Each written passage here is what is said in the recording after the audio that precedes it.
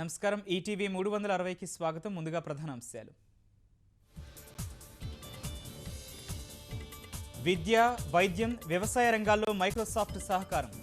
ఈ ప్రగతిపైన చంద్రబాబుతో చర్చించిన సత్య నాదెళ్ల.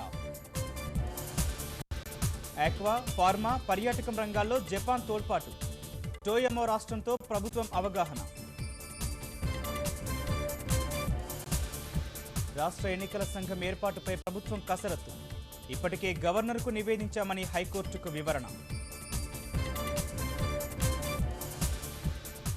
దేశంలోనే తొలిసారిగా శంషాబాద్ విమానాశ్రయంలో ఈ బోర్డింగ్.